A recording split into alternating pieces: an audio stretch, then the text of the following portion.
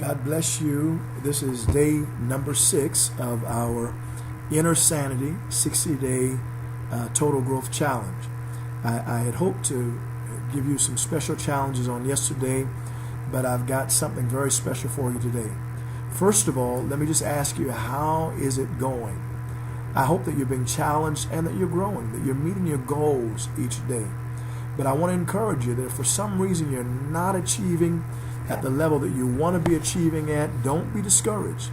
Someone emailed me and said, well, I'm running behind, but I'm still trying. That's what's important. Listen, this is going to test you. This is going to push you.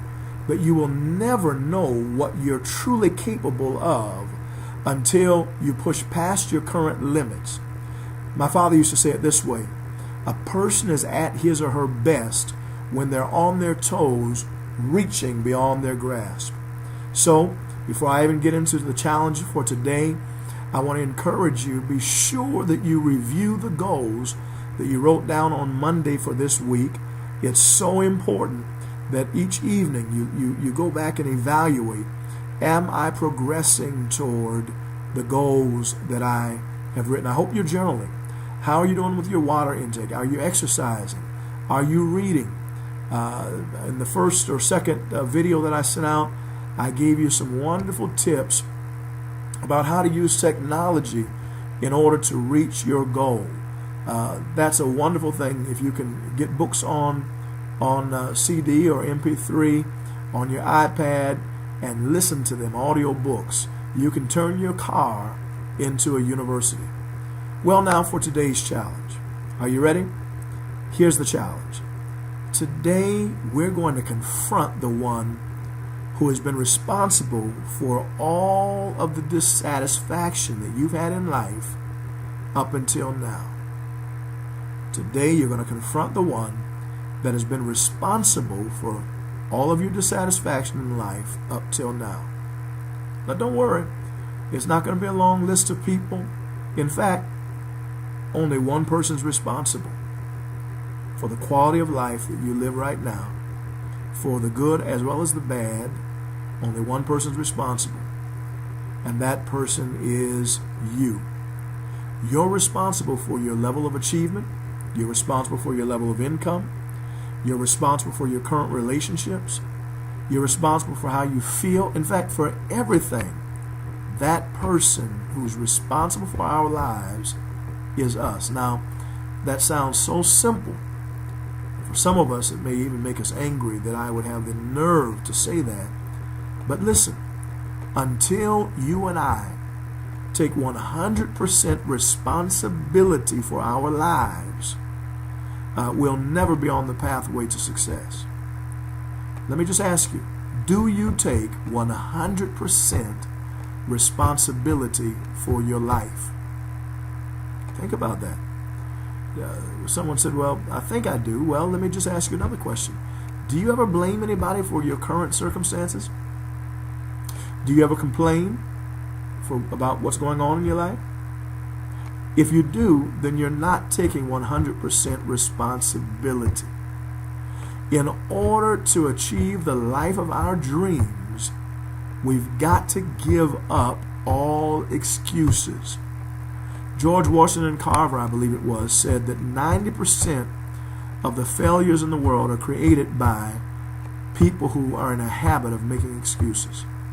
So, brothers, sisters, I want to encourage you today. Today is the day we confront ourselves. And I want to give you a formula that will hopefully be understandable, that will help you to understand, how am I responsible? I didn't molest myself. How am I responsible? I didn't rape myself. How am I responsible? I didn't leave me when I was a child like my father and my mother did. Well, here's how we're responsible. Here's a formula. Write this down. E plus R equals O. Did you get that? E plus R equals O. What does that mean? The event, that's what happened to you.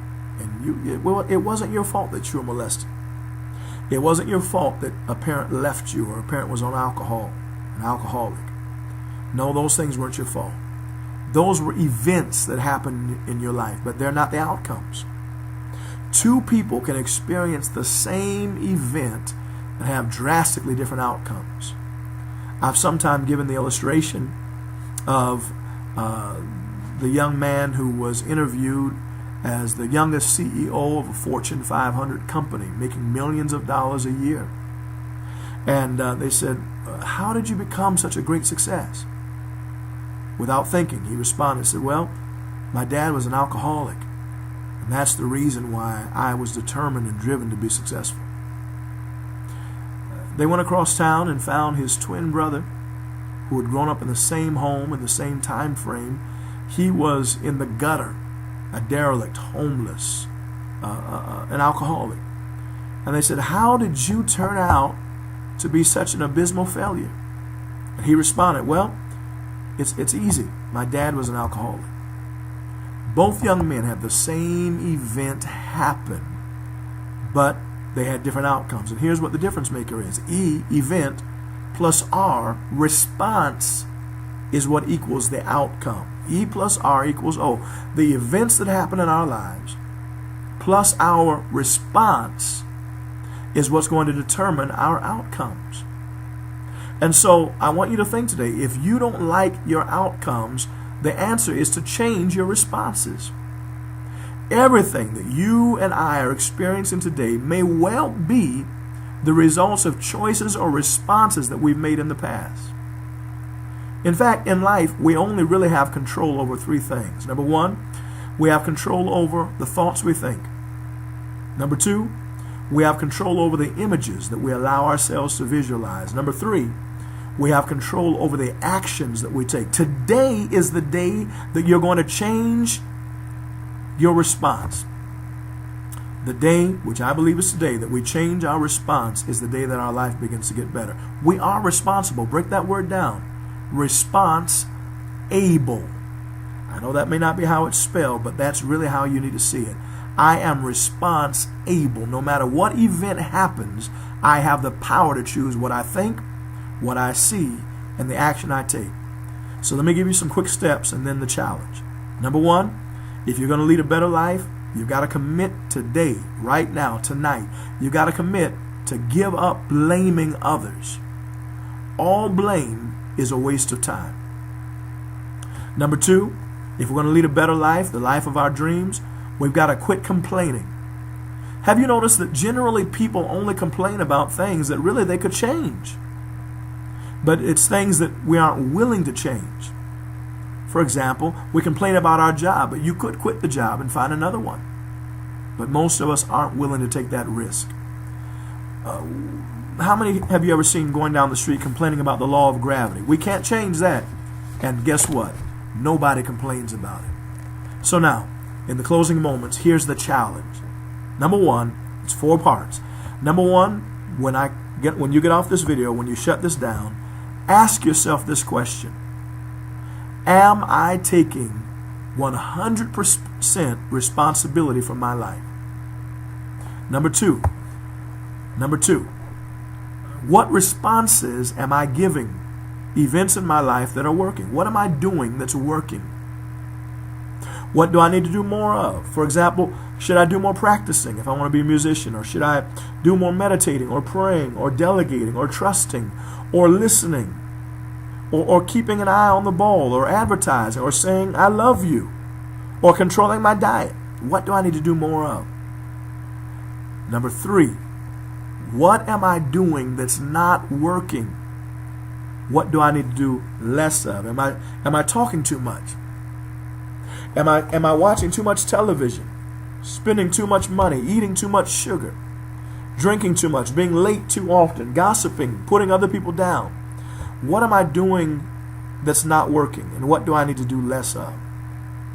The final part is this. What am I not doing that I need to try on and see if it works? Remember this as I close. Success principles only work if you work the principle. You can't hire somebody else to do your push-ups. Let's get with it. God bless you. Have a good day.